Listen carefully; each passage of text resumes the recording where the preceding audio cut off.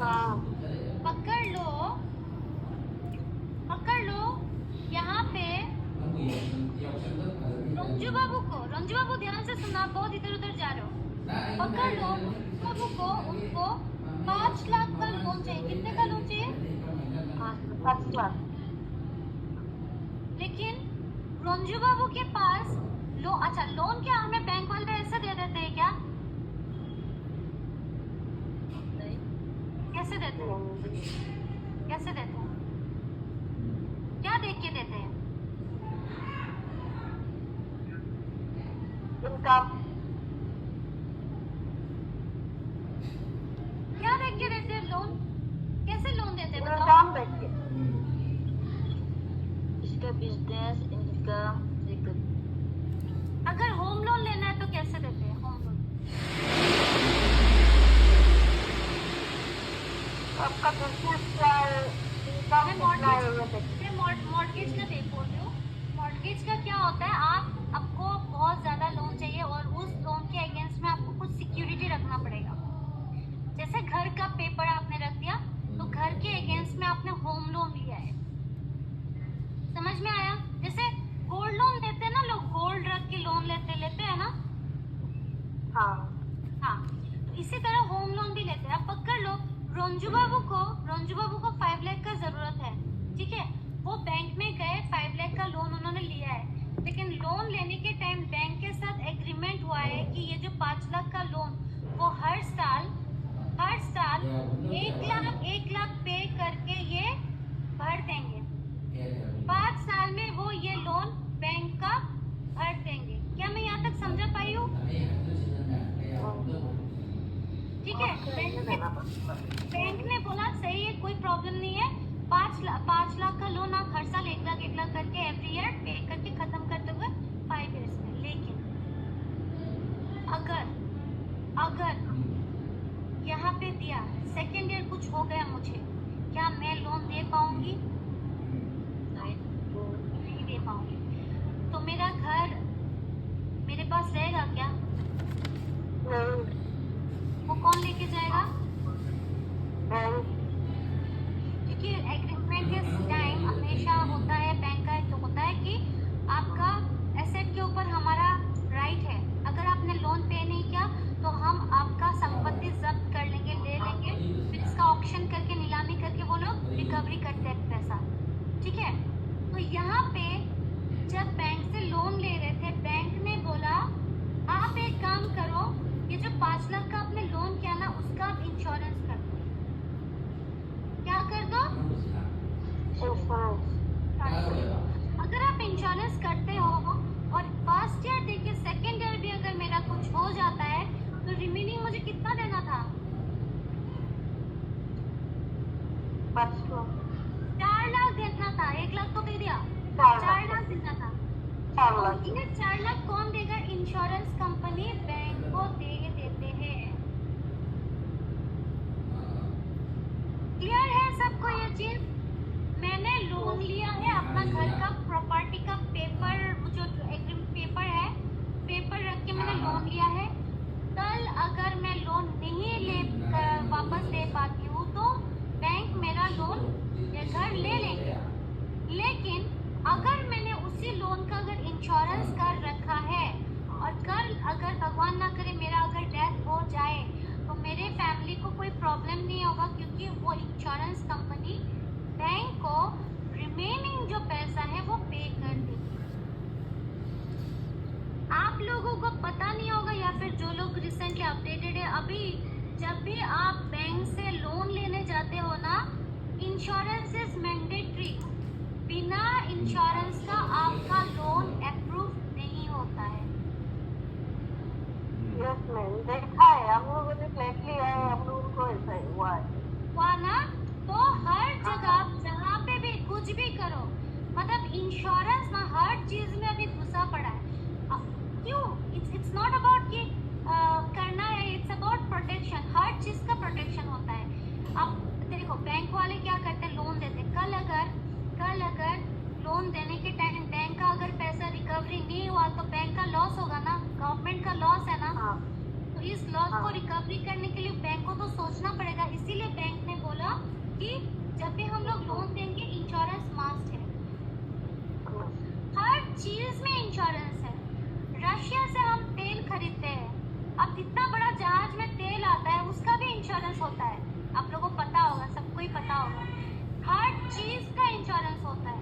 चीज़ का।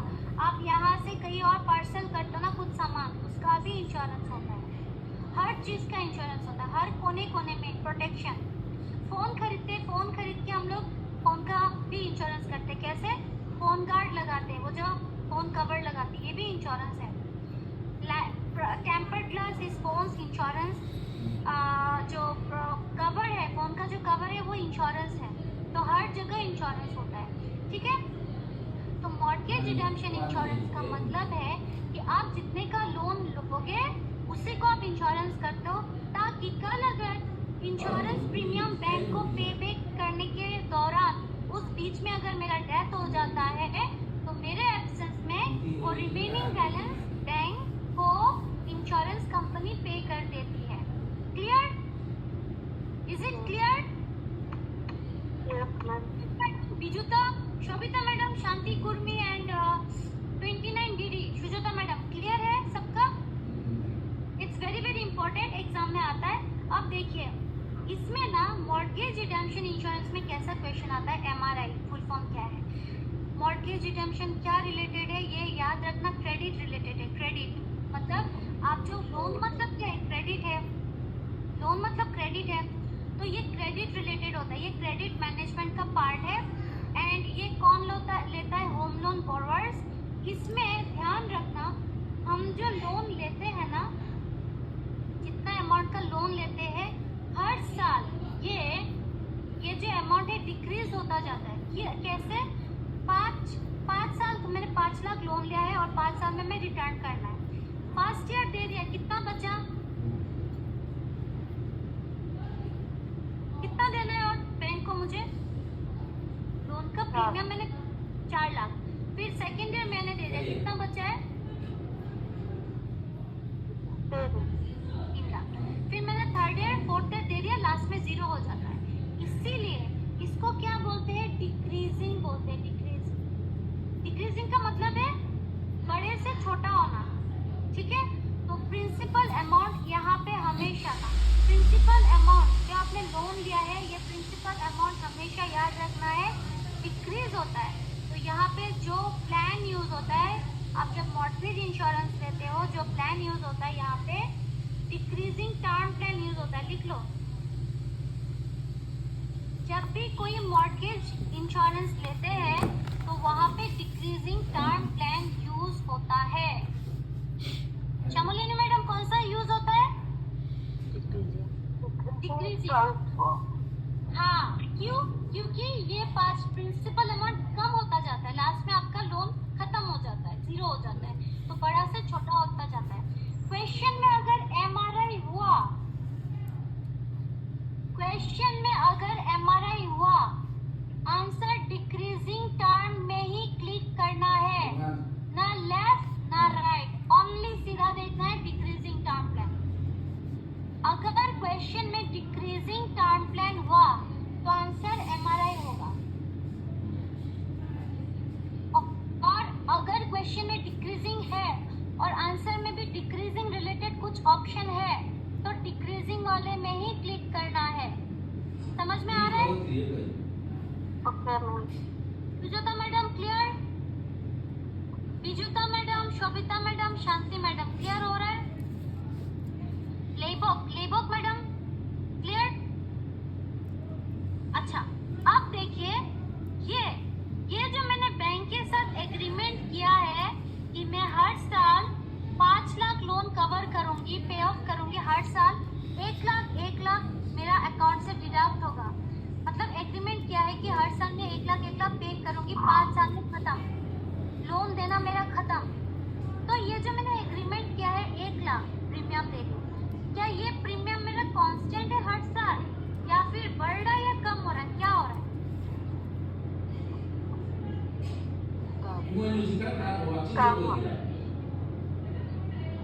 बताइए, ध्यान से बताइए। आप जब कोई लोन लेते हो हर महीने आपका अलग अलग अमाउंट कटता है या सेम कटता है?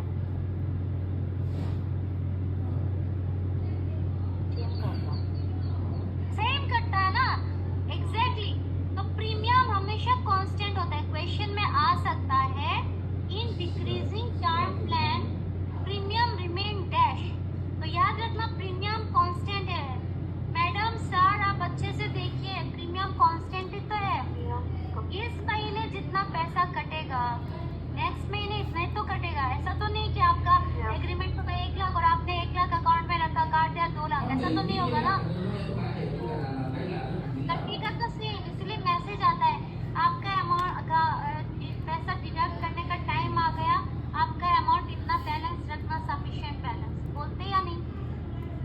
तो प्रीमियम हमेशा, ये वेरी वेरी इंपॉर्टेंट, मैं जो जो बोल रही हूँ सब इंपॉर्टेंट है।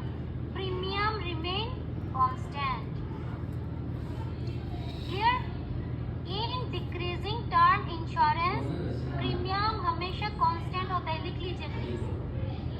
क्वेश्चन में अगर एमआरआई होगा आंसर डिक्रीजिंग होगा, क्वेश्चन में अगर डिक्रीजिंग होगा आंसर डिक्रीजिंग ढूंढना, नहीं तो एमआरआई क्लिक करना। और क्वेश्चन में अगर डिक्रीजिंग होगा और ऑप्शन में अगर रिमेन कांस्टेंट वाला कोई ऑप्शन होगा तो उसमें क्लिक करना। जैसे MWP एक्ट में अगर क्वेश्चन कोई होगा ऑप्शन में देखना ट्रस्ट रिलेटेड ऑप्शन है या नहीं, क्लियर। एमआरआई समझ में आया। एमआरआई वेरी वेरी इंपॉर्टेंट, क्योंकि ये सब आपका प्रैक्टिकल चीज है, कोई बुकिश कुछ नहीं है। आप हर दिन लोग इसको कर रहे हैं, हर दिन हमें फेस करना होता है, तो एवरीथिंग इज प्रैक्टिकल, ठीक है। अब रूपाली मैडम बोल पाई है कि इंश्योरेंस होता है क्योंकि उन्होंने किया है तो उनको पता है, जो लोग फेस करते हैं ऑलरेडी जिनका हो चुका है तो उनको पता होता है। ओके, तो आगे जाके आपको दिक्कत नहीं होगी, कोई भी लोन लेना है तो उसका इंश्योरेंस होता है, क्यों होता है, आप इतना क्वेश्चन नहीं करोगे, आपको पता है, बाकी आप सर्च कर लो। ओके, आगे बढ़े नेक्स्ट टॉपिक में। टॉपिक समझ में आ रहा है। कल हमने इंपॉर्टेंट ईयर्स किया, अभी हम लोग प्रिपरेशन का हर एक टॉपिक को डिस्कस कर रहे हैं। शमलिनी मैडम होगा ना मंडे को एग्जाम, कर पाओगे? हाँ हाँ मैम।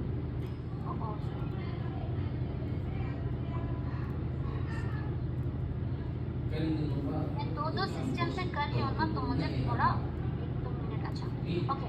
नेक्स्ट है MWP का फुल फॉर्म आपको पता है। III का मतलब है इंश्योरेंस इंस्टीट्यूट ऑफ इंडिया, जैसे मैनेजमेंट का इंस्टीट्यूट है IIM पता है ना सबको, IIM international institute of management. इसी तरह इंश्योरेंस का इंस्टीट्यूट है इंश्योरेंस इंस्टीट्यूट ऑफ इंडिया। यहाँ पे ना हमें नॉर्थ ईस्ट में इतना पता नहीं होता है, आप जब नॉर्थ ईस्ट के बाहर जाओगे तो पता होता है। हम जैसे यहाँ पे ग्रेजुएशन करके या फिर मास्टर्स करके या फिर ग्रेजुएशन करके कोई ये पढ़ता है कोई वो पढ़ता है, लेकिन बाहर इतना वास्ट कोर्स है, कोई लैंग्वेज के ऊपर पढ़ रहा है, कोई इंश्योरेंस के ऊपर रिसर्च कर रहा है। तो ये III जो है ये बहुत बड़ा इंस्टीट्यूट है, आप गूगल कर सकते हो, पुणे में है। आप लोगों का जो एग्जाम होता है वो III कंडक्ट करता है अंडर IRDAI, तो क्वेश्चन पेपर जो बनता है सारा III ही बनाता है, ठीक है। तो insurance institute of India III का मतलब।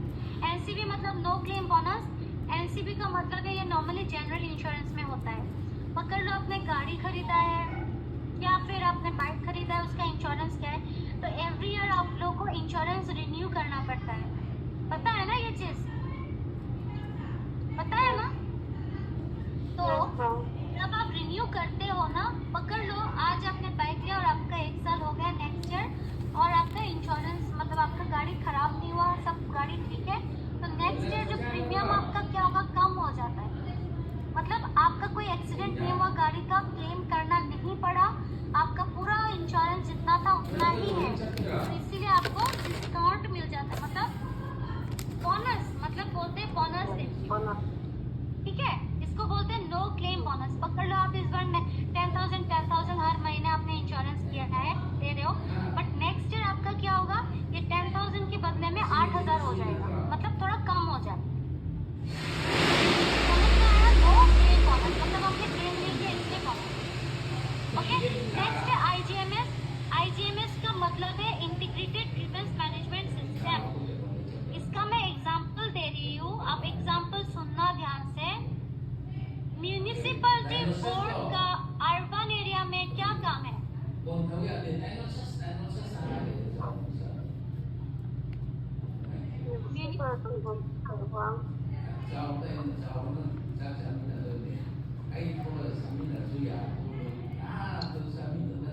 রঞ্জু বাবু, মিউনিসিপ্যালিটি বোর্ডের আরবান এরিয়াতে কাজ কি?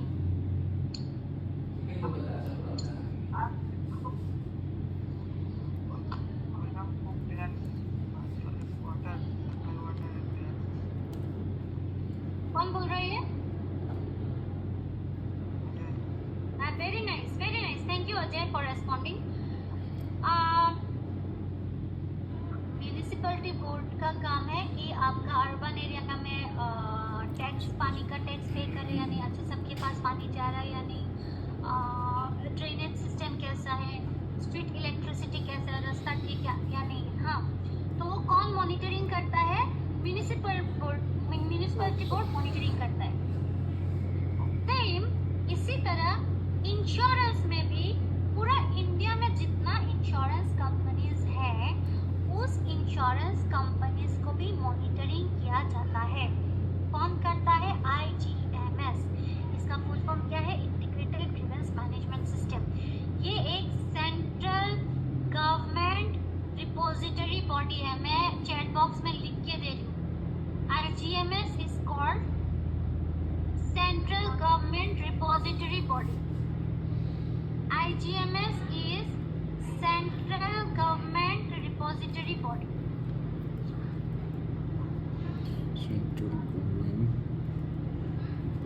Central Government Repository Body, या फिर ऑप्शन में ये भी आ सकता है ग्रीवेंस मॉनिटरिंग बॉडी। ठीक है, तो आप कंफ्यूज मत होना, बात एक ही है।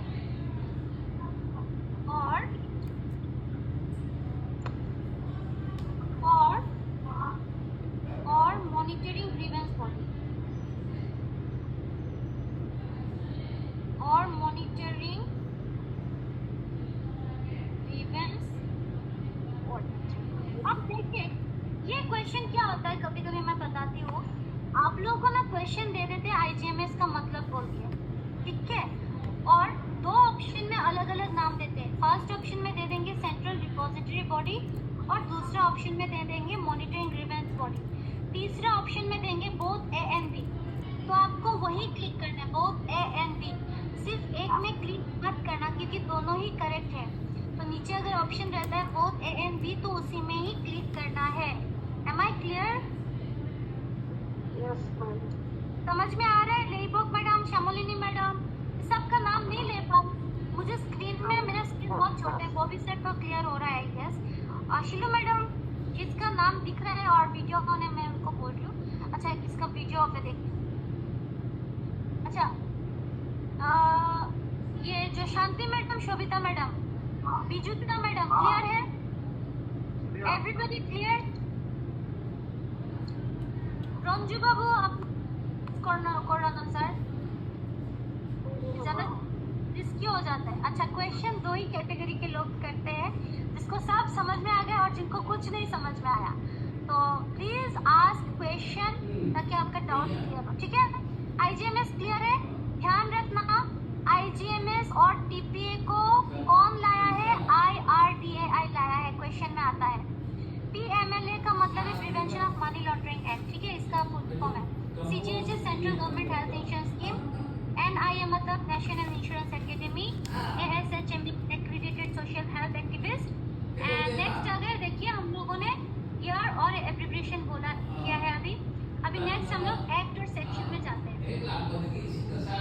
नॉमिनेशन किस, थोड़ा म्यूट में चले जाइए सब कुछ, इतना सारा सिलेबस है ना, मतलब बहुत सारा है, तो इतना सारा सिलेबस हमें जल्दी जल्दी खत्म करना होगा।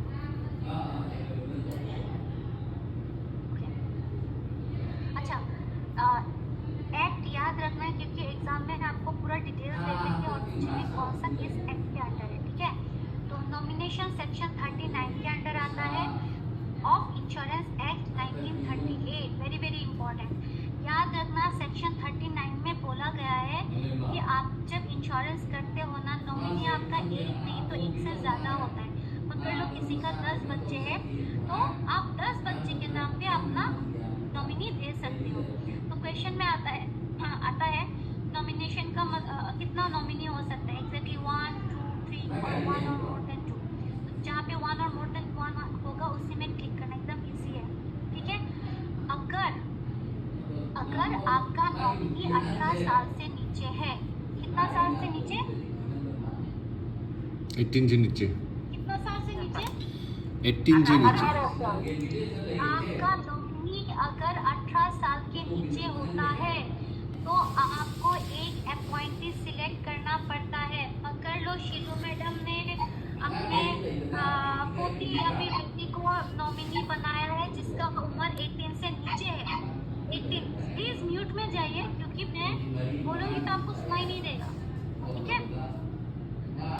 कर लो, आपने अपने बच्चे के नाम पे बच्चे को आपने नॉमिनी दिया खुद का इंश्योरेंस करके, लेकिन बच्चे का उम्र 18 साल से नीचे है। इस केस में क्या होता है, आपको आपके हस्बैंड को अपॉइंटी बनाना पड़ता है। पूछे क्यों, ऐसा क्यों है, क्यों है, कभी सुने आपने? क्यों है? मैं पकड़ लो, मैंने अपने नाम पे इंश्योरेंस किया है और मैंने अपने बेटी, मतलब मेरा बेटी 18 साल से नीचे है और मैंने बेटी को नॉमिनी दे दिया। कल अगर मेरा डेथ हो जाता है, तो मेरा बेटी 18 साल से नीचे है, वो इंश्योरेंस कंपनी में जाके इंश्योरेंस क्लेम नहीं कर पाएगी। वो इंश्योरेंस कंपनी में जाके इंश्योरेंस क्लेम नहीं कर पाएगी क्योंकि उसका एज अभी भी लीगल एज नहीं हुआ है।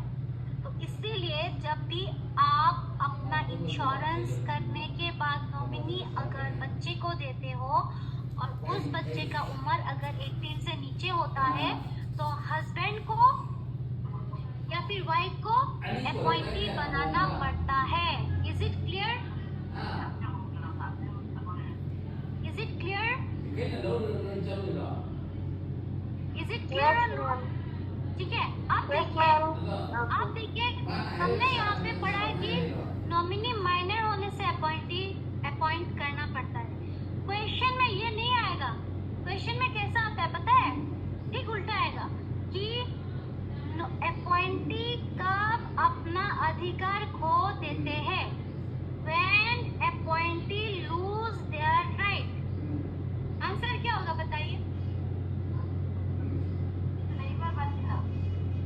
आंसर क्या होगा बताइए? ये देखिए, देखा आप लोग ध्यान से नहीं सुन रहे, मैं बार बार बोल रही हूँ, हम जो पढ़ रहे ठीक उल्टा क्वेश्चन आएगा, ऑपोजिट में आएगा। आप लकी होंगे अगर आपका सीधा क्वेश्चन आ गया तो। और याद रखना सबका क्वेश्चन सेम नहीं आता है। आज अगर 16 लोग के एग्जाम है तो 16 क्वेश्चन पेपर अलग अलग होंगे। देखिए हमने पढ़ा यहाँ पे कि nominee, if nominee is minor तो अपॉइंटी अपॉइंट करना पड़ता है, लेकिन एग्जाम में क्वेश्चन ऐसा आएगा when appointee lose their right. बताओ क्या होगा, कब अपॉइंटी अपना अधिकार खो देता है? 18 साल के नीचे। हाँ, थोड़ा और थोड़ा बोल सकते हो, कौन 18 साल होने से? बच्चा। वेरी नाइस, यही आंसर होगा। If nominee becomes major then appointee lose their right. ये उल्टा आएगा। क्या आप लोग समझ पा रहे हो क्वेश्चन पैटर्न कैसा आएगा? आप लोग पकड़ पा रहे हो? अब मुझे समझ में नहीं आ रही, एक second, let me hold it for a second. Shobhita madam, nominee appointee कब अपना अधिकार खो देता है बताइए? शांति मैडम बताइए। 29 डेट बताइए, कौन कब अपना अधिकार खो देते हैं? मैडम ने अभी बोला जब अपॉइंटी नॉमिनी जब 18 साल का हो जाएगा तो ऑटोमेटिक अपॉइंटी का तब कोई ज़रूरत नहीं होगा, क्योंकि नॉमिनी तब अपना सेटल कर पाएगा क्योंकि वो लीगल एज में पहुंच जाता है। Is that clear? ठीक है। अच्छा, अब क्वेश्चन में आ सकता है क्या नॉमिनी का 100% अधिकार होता है संपत्ति के ऊपर? आप बताओ। Yes ma'am. कैसे? 18 साल हो जाने के बाद का नॉमिनी का 100% अधिकार है।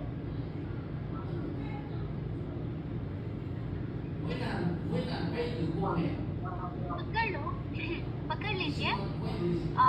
मैंने अपना संपत्ति इंश्योरेंस बिना पकड़ लीजिए, बैंक का मैंने लिया है और मेरा एक ही बेटा है और मैंने उसको नॉमिनी बना के रखा है। कल अगर मैं मर जाती हूँ मेरा ये सब उसको मिलना चाहिए, लेकिन क्लेम सेटलमेंट अभी भी हुआ नहीं और मैं मर गई, अभी भी प्रोसेस में चल रहा है। अगर मेरा कोई दूसरा बेटा आ जाए, आगे अगर क्लेम करे कि मैं भी मतलब मेरा भी बेटा वो है, तो क्या वो दूसरा बेटा को पूरा मिलेगा क्या पहला वाले बेटे को?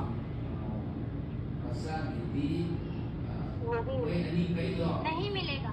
तब क्या करना पड़ेगा? प्रूफ देना पड़ेगा। आप मूवी में नहीं देखते हो क्या उसका भी हक है संपत्ति के, प्रूफ करना होगा कि ये उसके पापा है, ये उसके मम्मी है, ठीक है? ध्यान में रखना, नॉमिनी का कभी भी 100% राइट या फिर अधिकार नहीं होता है, क्योंकि अगर दूसरा कहीं से आया और उसने अगर प्रूव कर दिया कि वो भी इसका बेटा है, तो वहाँ पे सेटल करना पड़ेगा, प्रूव करना पड़ेगा, फिर इंश्योरेंस कंपनी वो डिवाइड करके देती है।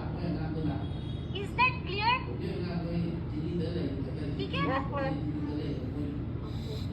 बॉबी सर? हो रहा है ना बॉबी जी? हाँ जी मैम। अजय अजय अजय अजय कहाँ निकल गए तुम? सना तो भी समझ में आ रहा है? आ रहा है ma'am. Okay, now next is Ranju Babu फिर से गायब हो गए। रंजू बाबू वीडियो ऑन करके आपको बैठना है थोड़ी देर, मतलब इतना भी नहीं, थोड़ा टाइम ही हम लोग मिलते हैं, ठीक है? तो वहाँ पे थोड़ा अटेंटिव रहना। अच्छा, नेक्स्ट है असाइनमेंट। Very interesting. बैंक में असाइनमेंट होता है। अब असाइनमेंट का मतलब क्या है मैं बताती हूँ। आज पकड़ लो, श्यामोलिनी मैडम को 10 लाख पैसा चाहिए। श्यामोलिनी मैडम ने रूपाली मैडम को, बहुत अच्छे फ्रेंड है, रूपाली मैडम को बोला मुझे 10 लाख चाहिए इमीडिएट। लेकिन रूपाली मैडम ने बोला 10 लाख बहुत बड़ा अमाउंट है, लेकिन तुम मेरे पास सिक्योरिटी क्या रखोगे? अब ध्यान से सुनना, सब कुछ स्टोरी के साथ कनेक्टेड है। आप स्टोरी याद रखोगे, कॉन्सेप्ट याद रखोगे, तो इतना आपको दिक्कत नहीं होगा क्वेश्चन करने के लिए। श्यामोलिनी मैडम को 10 लाख की जरूरत थी, उन्होंने रूपाली मैडम से मांगा। रूपाली मैडम ने बोला ऐसे तो 10 लाख नहीं दे सकती, तुम्हें कुछ सिक्योरिटी रखना पड़ेगा। श्यामोलिनी मैडम के पास एक थार गाड़ी है, तो मैडम ने क्या किया, थार गाड़ी को रूपाली मैडम के पास रख लिया। रूपाली मैडम को थार गाड़ी देने के टाइम एक चीज बोला था श्यामोलिनी मैडम ने कि ये गाड़ी का चाबी आप रखो, आप इसको यूज करो जब तक मैं अपना पैसा जब तक आपका पैसा आपको रिटर्न नहीं करती। मतलब यहाँ पे मैडम ने एक चीज किया है, अपना संपत्ति को देने के साथ साथ संपत्ति यूज करने का अधिकार भी दे दिया। क्या दे दिया? अधिकार दे दिया।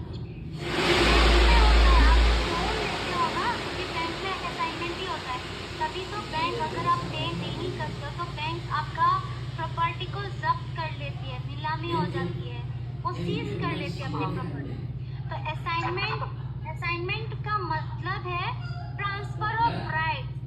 जब भी क्वेश्चन में आप असाइनमेंट देखोगे, ऑप्शन में 4 ऑप्शन होगा, आपका दिमाग, आपका आंख सिर्फ और सिर्फ ट्रांसफर वाले शब्द में ही ढूंढना पड़ेगा। ट्रांसफर ऑफ राइट्स कहाँ लिखा है? इससे क्लियर समझ में आ रहा है? असाइनमेंट का मतलब है ट्रांसफर ऑफ राइट। लेकिन ये कौन से सेक्शन में है? सेक्शन 38। इतना सारा सेक्शन पूछते हैं, आप लोग कंफ्यूज हो जाओगे, तो हर रोज थोड़ा थोड़ा पढ़ना पड़ेगा, बिकॉज इट इज न्यू, ठीक है? सो नॉमिनेशन सेक्शन 39 में आता है, असाइनमेंट सेक्शन 38 में आता है। ओके, याद रखना, क्वेश्चन में अगर ट्रांसफर ऑफ राइट है, ऑप्शन में असाइनमेंट क्लिक करना, और अगर क्वेश्चन में असाइनमेंट है, ऑप्शन ट्रांसफर ऑफ राइट्स में क्लिक करना, ठीक है? नेक्स्ट है NWP एक्ट। कौन सा सेक्शन? Section 6 of 1874। आप लोग जो एग्जाम दोगे, आप लोग का लाइसेंस गवर्नमेंट ऑफ इंडिया से जो लाइसेंस मिलता है, वो लाइसेंस सेक्शन 40 सबसेक्शन 1 के अंडर इशू होता है। अगर वो लाइसेंस किसी ने मिसयूज किया है, अगर किसी ने वो लाइसेंस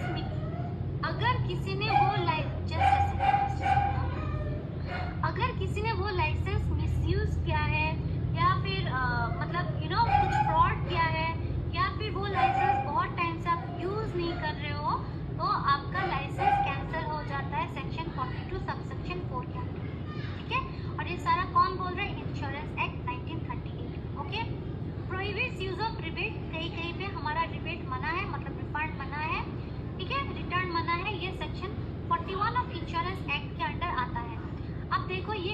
बहुत आते हैं, तो आपको याद रखना 41 रिपीट ऐसे करके, ठीक है। आपका जो यहाँ पे आप मुझे बताओ किस किस लोगों का आप लोग में से डॉक्यूमेंटेशन हो गया है, क्या क्या डॉक्यूमेंट्स दिया है आपने?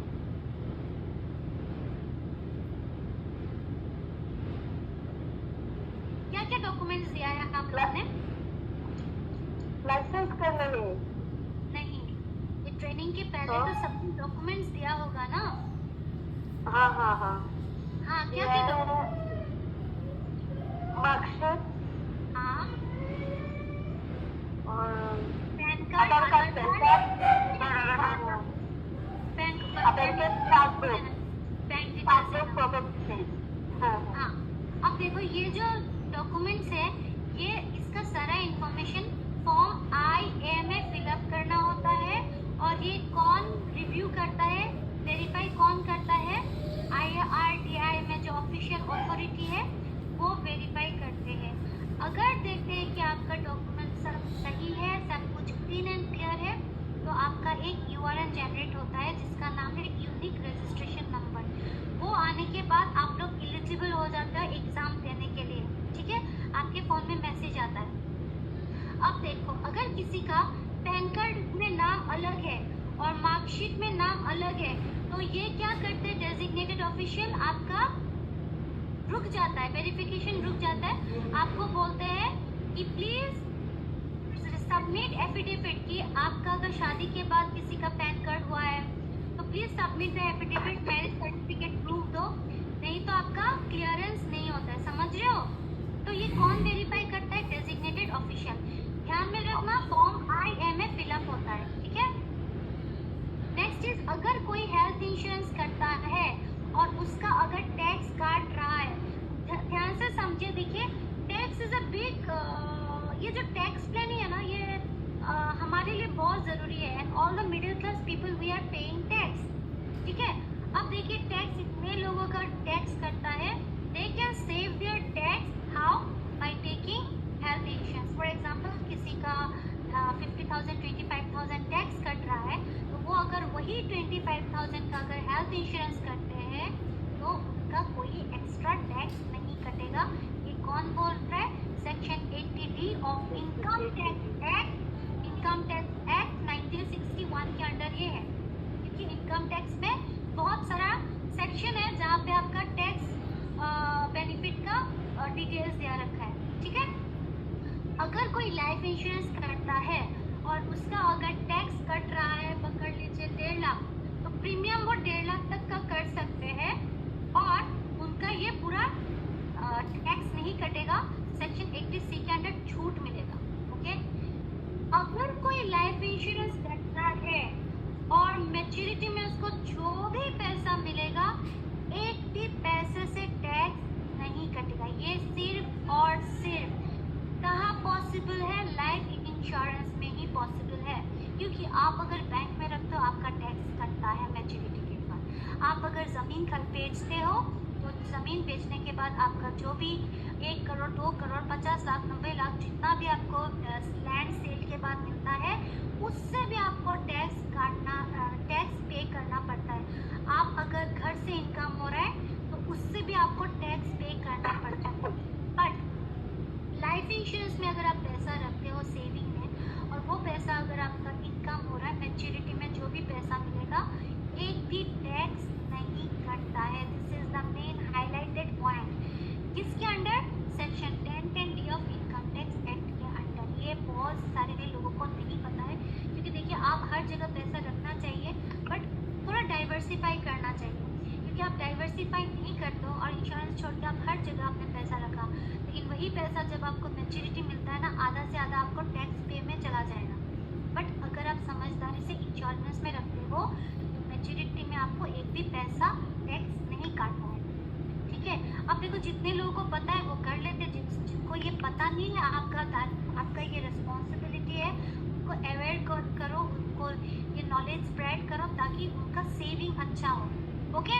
इससे क्लियर। तो आप लोग अगर अपना खुद का इनकम बचाना चाहते हो, please go for life insurance जिन्होंने नहीं किया है, क्योंकि आप लोग देखो एज बढ़ने से लाइफ इंश्योरेंस बहुत हाई चांस होता है कि रिजेक्ट हो जाता है,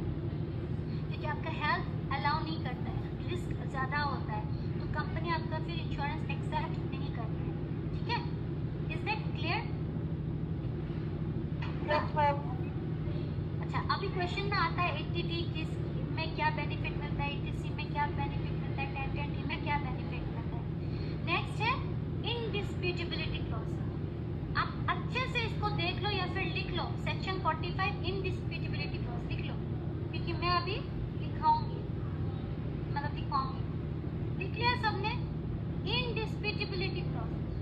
अब मुझे बताइए डिस्प्यूट का मतलब क्या है? डिस्प्यूट का मतलब what is the meaning of dispute? Dispute का मतलब क्या है सर, मैडम, किसी को पता है?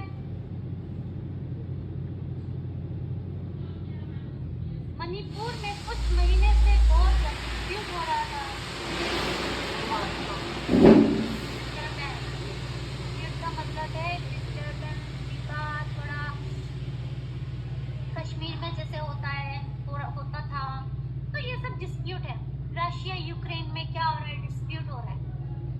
अब देखिए, नॉर्मली इंश्योरेंस में क्या होता है, जब शादी होता है ना, आपका एग्रीमेंट होता है हस्बैंड और वाइफ का, जिंदगी भर का साथ निभाना है।